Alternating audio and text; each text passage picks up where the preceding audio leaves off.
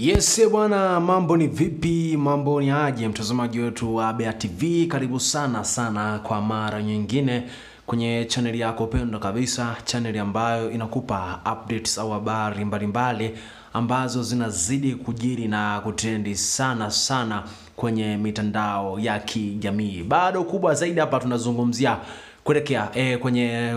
kuhusu watani wa jadi Dar es Salaam Young Africans dhidi ya mnyama Simba Sport Club. Kama tunavyojua kwamba hapo jana mtanange wa watani wa jadi miamba hii miwili kutoka nchini Tanzania, Young Africans dhidi ya mnyama Simba Sport Club, ilibidi upigwe katika uwanja wa Benjamin Mkapa jijini Dar es Salaam. Lakini usiku wa kuamkia jana, siku ya Jumapili, Simba Sport Club majira ya saa 1 kamili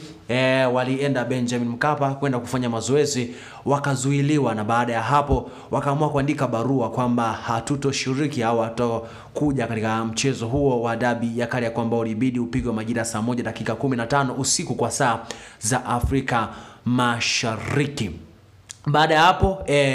mchana wa jana TFF au bodi ya ligi ikaandika barua kwamba ikapitia kitu ambacho kiliweza kutokea Benjamin Mkapa kwa Simba Sport Club, na wakatoa solution kwamba mchezo huo hautochezwa na kuchezwa hapo jana, na wakaweza kuzungumza kwamba watatafuta siku maalum au siku na tarehe na mwezi wa mchezo huo wa dabi ya Kariakoo kuhakikisha unapigwa ili bingwa aweze kupatikana. Na kama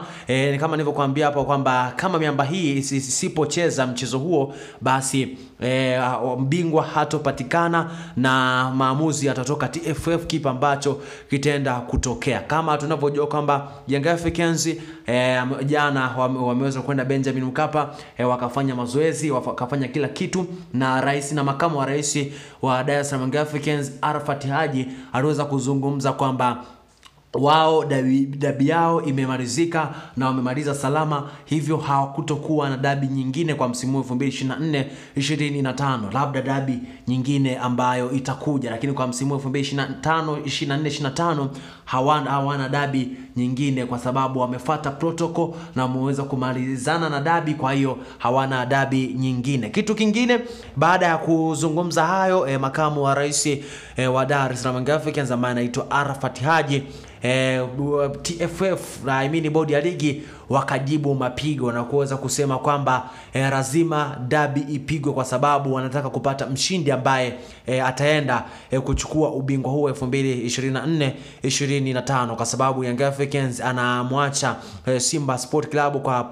kwa alama moja kama Simba akifanikiwa kucheza kiporo chake. Lakini baada ya hapo bodi ya ligi imeweza kusema kwamba itatoa tarehe rasmi ya mchezo huo kwa ajili ya mchezo huo ili miamba hiyo iweze kucheza, na mchezo lazima uchezwe. Kwanza hivi sasa taarifa itatoka. Kama ni mara ya kwanza kutazama video zetu, nikombe au nikusii usikose bila kubonyeza neno subscribe.